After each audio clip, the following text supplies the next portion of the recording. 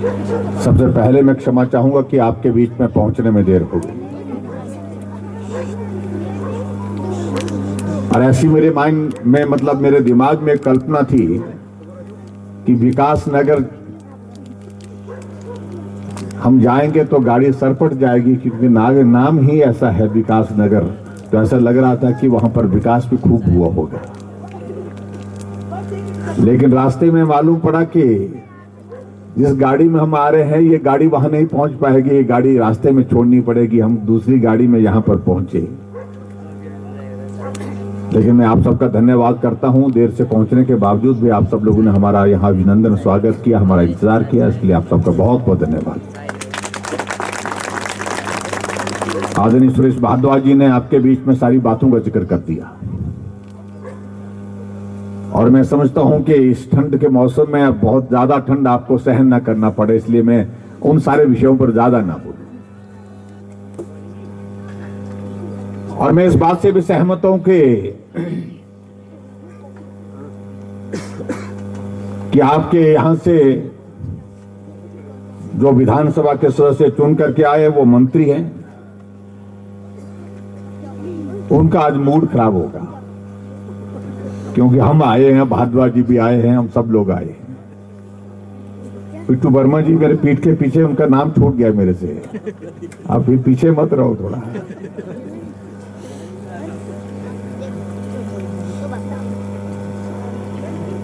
मैं किसी पर कोई टिप्पणी करने के लिए नहीं आया हूं, इस कॉर्पोरेशन के चुनाव के सिलसिले में बात करने आया हूं।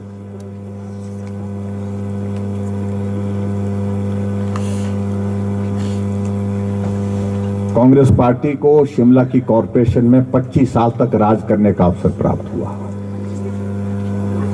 और भारतीय जनता पार्टी के हिस्से में मात्र 5 वर्ष आए।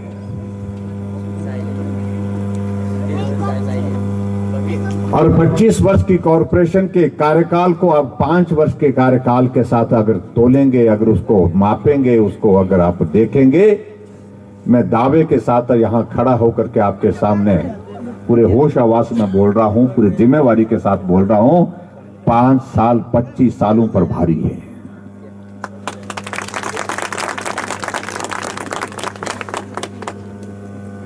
शिमला की सड़कें 1 इंच चौड़ी नहीं हो पाई 25 सालों में,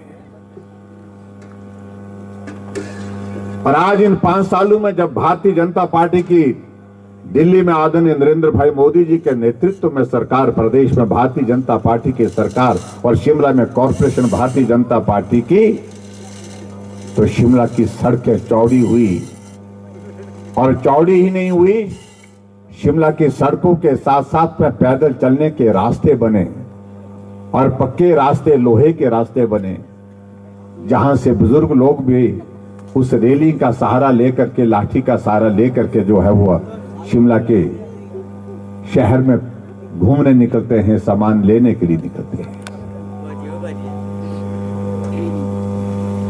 शिमला आप लोगों ने पहली बार देखा, हमने पहली बार देखा, ऐसा थोड़ी है, हम सब लोग यही हैं। लेकिन 25 सालों में ये हो क्यों नहीं हो सका? प्रश्न तो ये पूछने का है।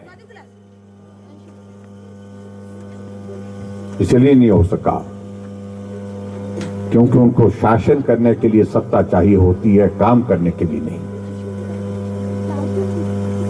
और इसके लिए अगर शिमला के विकास के लिए अगर श्रेय जाता है, मैं दावे के साथ कह सकता हूं ये श्रेय जाता है देश के हमारे यशस्वी प्रधानमंत्री नरेंद्र भाई मोदी जी को, जहां पूरे देश भर में स्मार्ट सिटी के नाते उन्होंने 100 शहरों को चुना, तो हिमाचल जैसे छोटे से प्रदेश में से 2 शहरों को चुना, शिमला को भी और धर्मशाला को भी। 6,500 करोड़ रुपए का बजट का प्रावधान किया गया, तब जाकर के शिमला के शहर की सड़कों को चौड़ा कर पाए, तब जाकर के हम शिमला में 40 जगह पार्किंग की व्यवस्थाएं नए सिरे से कर पाए, तब जाकर के हम पैदल चलने वालों का रास्ता लगभग 15 किलोमीटर से ज्यादा रास्ता शिमला में बना करके हम तैयार कर पाए, और तब जाकर के शिमला में हम लिफ्टों का इंतजाम कर सके, और तब जाकर के हम शिमला में ओवरहेड ब्रिजेस का इंतजाम कर सके। मुझे लगता है कि इस बात को सोचने की आवश्यकता है यहां भारद्वाज जी जिक्र कर रहे थे, शिमला के पानी के संकट का जिक्र कर रहे थे। मैं मुख्यमंत्री बनने के बाद 3 महीने के बाद शिमला में पानी के लिए हाहाकार हो गया। हम परेशान हो गए, चिंतित हो गए, करें तो करें, कैसे करें। अधिकारियों ने कहा कि पानी जहां से आता वहां पानी कम हो गया और शहर के अंदर 25% जो है वो पानी जो आता है उसकी लीकेज है।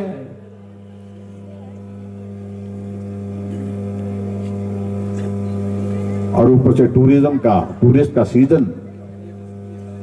लेकिन उसके बावजूद भी हमने कहा कि शिमला को पानी के बिना नहीं रहने देंगे। हमने हरियाणा से टैंकर लाए और शिमला में घर घर में पानी पहुंचाने का हमने प्रयत्न किया। तंगी रही कुछ दिन तक, लेकिन 1 हफ्ते के अंदर हमने सारी व्यवस्था को स्ट्रीमलाइन कर दिया। और उसी दिन हमने वादा किया कि शिमला में पानी का संकट आने वाले समय में अगली साल नहीं होना चाहिए, गर्मी के सीजन में नहीं होना चाहिए। इसलिए अधिकारियों को हमने वहीं बैठ करके हमने निर्णय किया कि 1 साल से पहले शिमला के लिए पानी का इंतजाम कहां से हो सकता है। अधिकारियों ने कहा कि इस प्रकार से हम कुछ कर सकते हैं, पैसा बहुत लगेगा। हमने कहा कि 100 करोड़ लग सकता है। हमने कहा 100 करोड़ रुपए दे देंगे, लेकिन शिमला को पानी के बिना नहीं रहने देंगे। हमने अधिकारियों को कहा कि 1 साल के अंदर इस काम को पूरा करिए।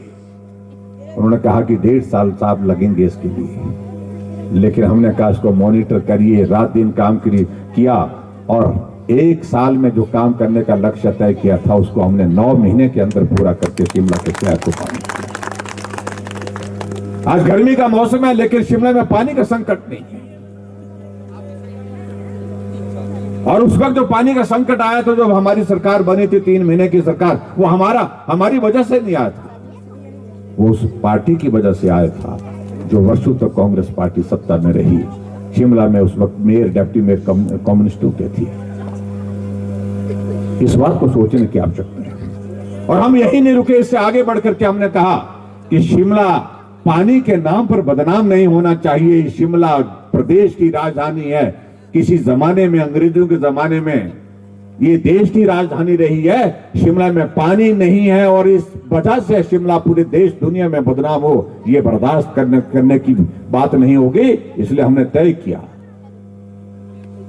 कि आने वाले समय में 60 साल तक, 100 साल तक पानी का संकट शिमला में न हो, उस बात को सुनिश्चित करने के लिए रास्ता निकालना चाहिए। वर्ल्ड बैंक से हमने 1813 करोड़ रुपए का प्रोजेक्ट सैंक्शन किया। आज युद्ध स्तर पर जो है सतलुज से शिमला के लिए पानी का काम चल रहा है। पूरे प्रदेश की अगर सबसे बड़ी पेयजल योजना अगर कोई है, वो शिमला शहर के लिए भारतीय जनता पार्टी की वजह से है।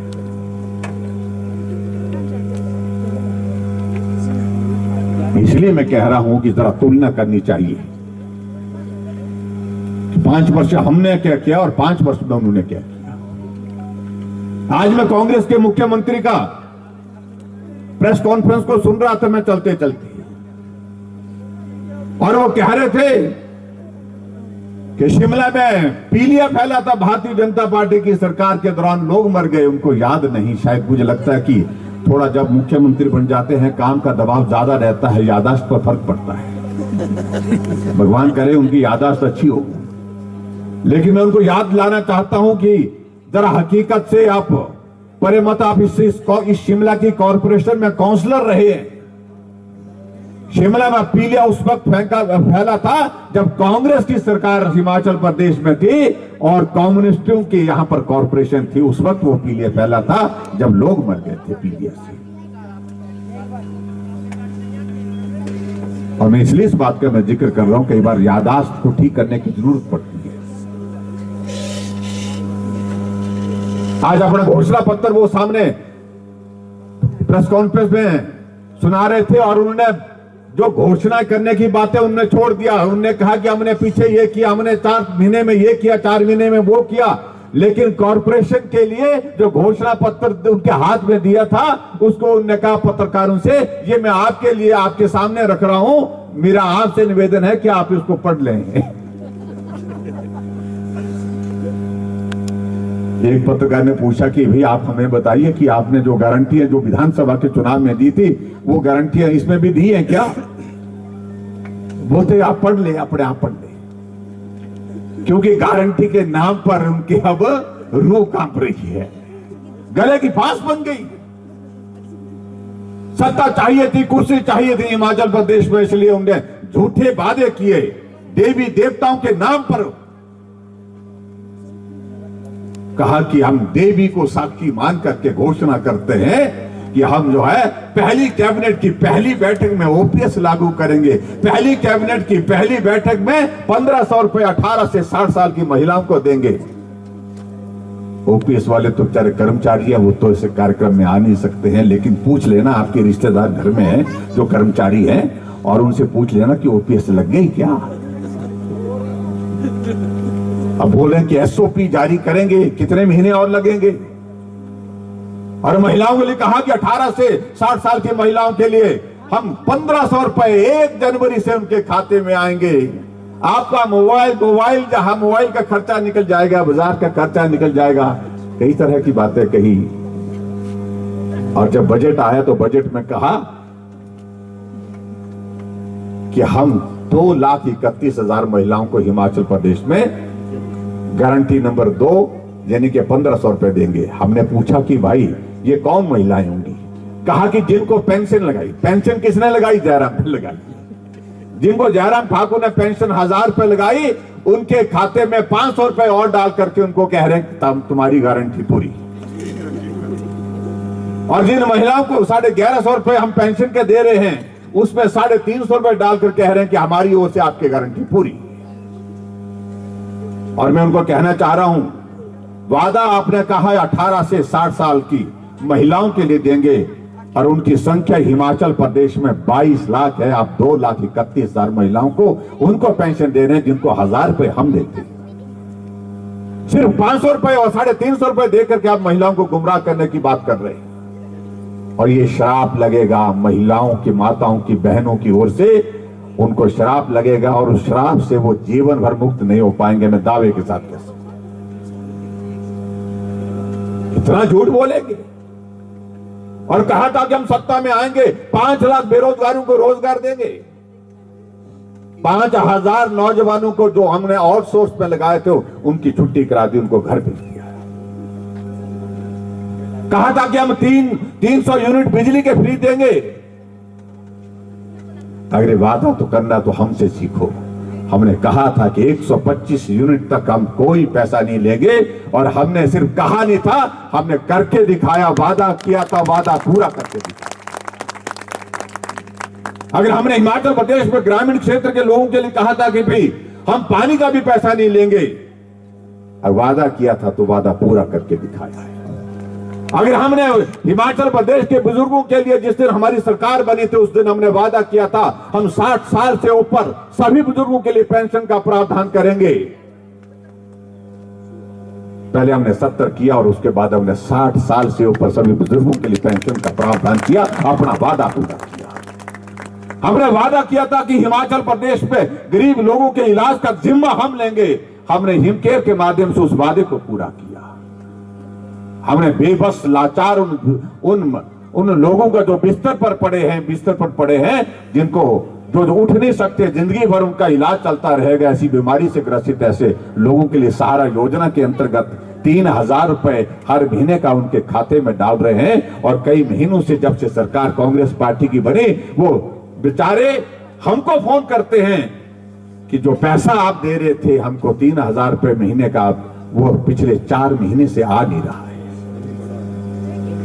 ये कैसी सरकार बन गई हिमाचल प्रदेश में? आप अपने प्रतिनिधि से पूछिए, आएंगे हमारे बाद, मुझे लगता कल ही आएंगे आपके पास। हिमाचल प्रदेश में 1 साल के अंदर जो हमने संस्थान खोले थे हिमाचल के विकास के लिए, दूर दराज के इलाके में जहां डॉक्टर की जरूरत थी वहां पर हमने हॉस्पिटल खोला, जहां स्कूल की जरूरत थी वहां स्कूल खोला, जहां तहसील की जरूरत थी वहां तहसील खोली, जहां एसडीएम का दफ्तर खोलना था वहां पर एसडीएम का दफ्तर खोला। और हमारी सरकार में जो जितने भी संस्थान खोले थे सबको बंद करने का जो इन्हें ऐलान कर दिया। 11 तारीख को शपथ लेते हैं सुक्खू जी, और 12 तारीख को सारे संस्थान बंद करने के आदेश करते हैं। हिमाचल में कभी नहीं हुआ। वीरभद्र सिंह जी रहे, शांता कुमार जी रहे, आपस में लड़ते थे, लड़ाई होती थी, विचारधारा की लड़ाई होती थी, लेकिन विकास को ताला नहीं लगने देते थे। आप कल्पना करो, 8 महीने से कहीं एक दूर दराज के इलाके में डॉक्टर बैठ करके पीएससी में इलाज कर रहा है लोगों का, और वहां आज जाते हैं तो जहां डॉक्टर बैठता था वहां पर ताला लटका हुआ है, क्योंकि भाजपा की सरकार ने ये खोला है। तहसीलदार पर पिछले 7 महीने से तहसील को चला रहा था, और 7 महीने से तहसील चल रही थी, सुचारू रूप से चल रही थी, और उसके बाद कांग्रेस की सरकार बनी, सुख की सरकार, व्यवस्था परिवर्तन, और जहां तहसीलदार बैठता था आज वहां ताला लगा हुआ है। इससे दुर्भाग्य कोई और नहीं हो सकता है।